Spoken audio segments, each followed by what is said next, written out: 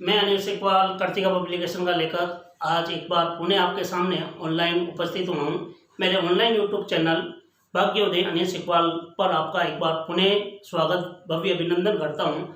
आज किसी टॉपिक को लेकर हम चर्चा नहीं करेंगे क्योंकि मेरे पास काफ़ी विद्यार्थियों के फ़ोन आए कि सर आप क्वेश्चन बैंक शुरू कीजिए।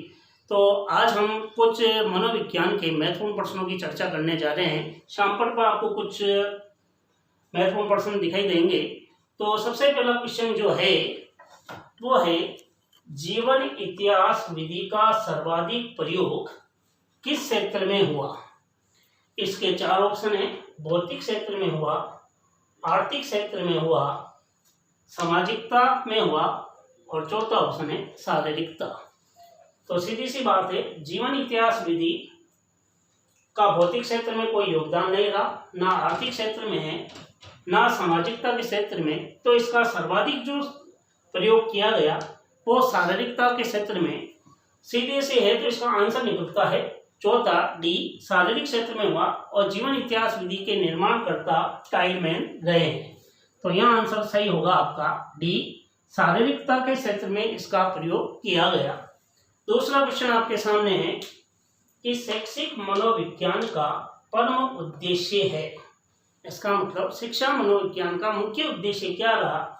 शिक्षण विधियों के सुधार में, बालक के सर्वांगीण विकास में, शिक्षण सामग्री के सुधार में, या इनमें से कोई नहीं।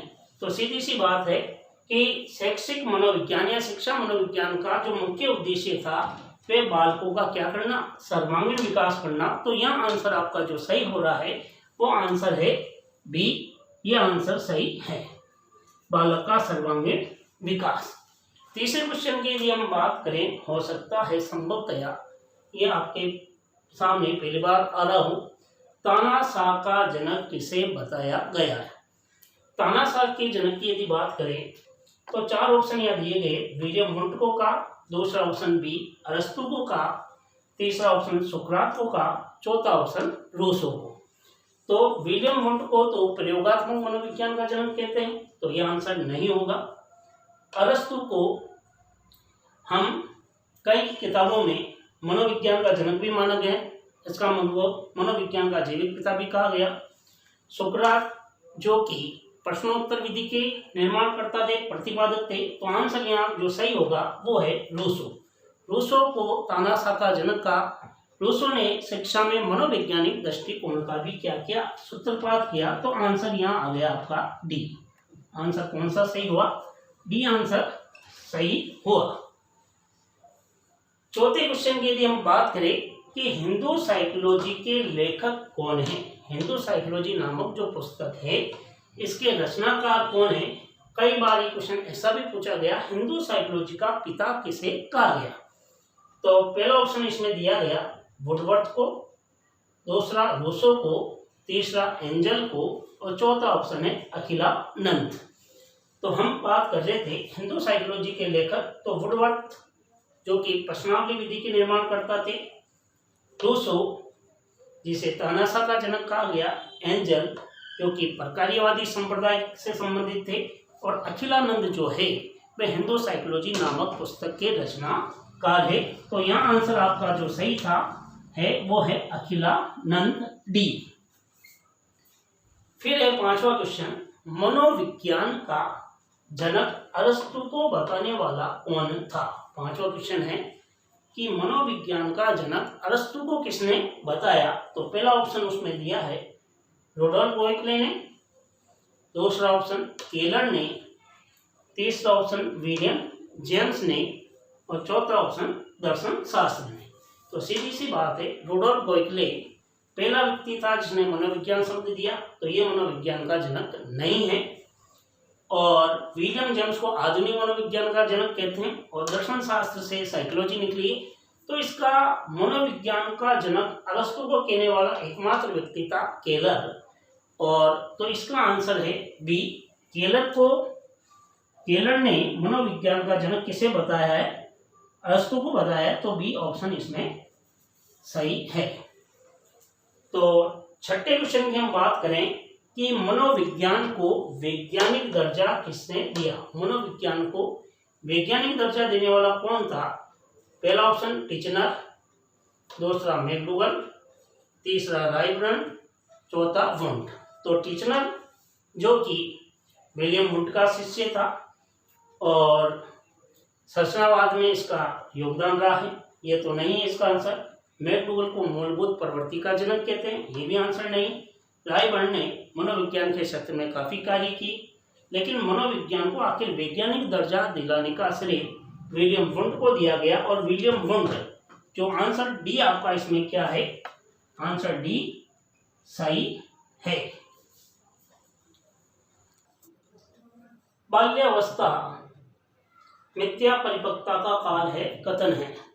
तो बाल्यावस्था मिथ्या परिपक्वता काल 7वें क्वेश्चन पर हम चर्चा कर रहे हैं। पहला ऑप्शन उसमें दिया है क्रो है, दूसरा ऑप्शन वेलेंटाइन, तीसरा ऑप्शन सिप्सन और चौथा ऑप्शन है रास। तो बाल्यावस्था को मिथ्या परिपक्वता का काल कहने वाला जो व्यक्ति था, क्योंकि क्रो ने तो 20वीं शताब्दी को शिशु शताब्दी का, ये आंसर उसका नहीं है। वेलेंटाइन ने बाल्यावस्था को परिपक्वता का काल नहीं कहा। केवल एकमात्र रास व्यक्ति है जिसने ये कहा कि बाल्यावस्था मिथ्या परिपक्वता का काल है और मिथ्या परिपक्वता को हम झूठ की अवस्था के नाम से भी जानते हैं। तो आंसर यहाँ सही होगा डी। क्या होगा? डी आंसर क्या हो गया? सही। 8वें क्वेश्चन की यदि हम बात कर रहे हैं, शैशवावस्था को सीखने का आदर्श काल कहने वाला कौन था? तो पहला ऑप्शन कोलब्रुक, दूसरा स्ट्रेगर, तीसरा वेलेंटाइन और चौथा फ्राइड। तो शैशवावस्था को सीखने का आदर्श काल कई प्रतियोगी परीक्षा में ये क्वेश्चन पूछा गया है। कोलब्रुक ने तो ये कथन नहीं कहा, तो अधिकतर हम क्या सोचते हैं? स्ट्रेगर ने कहा। स्ट्रेगर ने भी ये नहीं कहा। स्ट्रेगर ने तो ये कहा था कि शायद ही ऐसा कोई खेल होगा जिसे 10 वर्ष का बालक नहीं जानता हो। तो शैशवावस्था को सीखने का आदर्श काल कहने वाला एकमात्र व्यक्ति कौन था? वेलेंटाइन है, क्योंकि फ्राइड ने भी ये कथन नहीं कहा। फ्राइड ने तो 4-5 वर्ष की अवस्था सीखने में बहुत ही महत्वपूर्ण अवस्था मानी जाती है या बहुत ही तीव्र गति से सीखता है। तो यहाँ आंसर सही होगा वेलेंटाइन, जिसने शैशवावस्था को सीखने का क्या माना? आदर्श काल माना। तो वेलेंटाइन सी आंसर क्या होगा? सही होगा। हम चर्चा कर रहे हैं अगले क्वेश्चन पर। 90वें क्वेश्चन की यदि हम बात करें, गर्भावस्था की किस अवस्था में भ्रूण की तीनों परतों का निर्माण होता है? तो भ्रूण की तीनों परतों का निर्माण केवल एक अवस्था है जिसमें होता है। तो पहला ऑप्शन इसमें बीजावस्था, भ्रूणावस्था, गर्भावस्था और शैशवावस्था।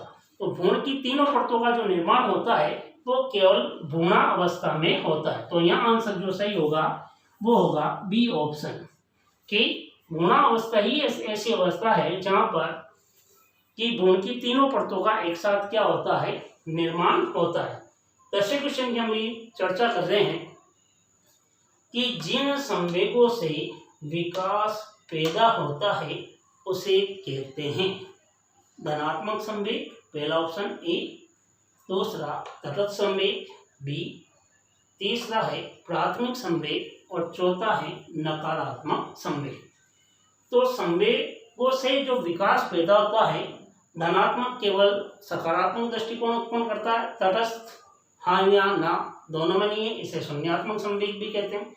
प्राथमिक संवेग जो कि विकास का प्रतिनिधित्व नहीं करता। तो आंसर यहाँ है नकारात्मक संवेग को विकास संवेगों से विकास पैदा होता है, इस बात को कहा गया है। तो डी आंसर यहाँ क्या हो रहा है? सही हो रहा है। तो लास्ट क्वेश्चन है 11वां, शिक्षा मनोविज्ञान का आविर्भाव हुआ है। यहाँ पर कई बार जो प्रतियोगी परीक्षा की तैयारी करने वाले जो बच्चे हैं, विद्यार्थी, वो यहाँ पर उलझ जाते हैं कि शिक्षा मनोविज्ञान का आविर्भाव हुआ है। ऑप्शन दिया है दर्शन से, दूसरा ऑप्शन अर्थशास्त्र से, तीसरा ऑप्शन मनोविज्ञान से और चौथा ऑप्शन सभी से।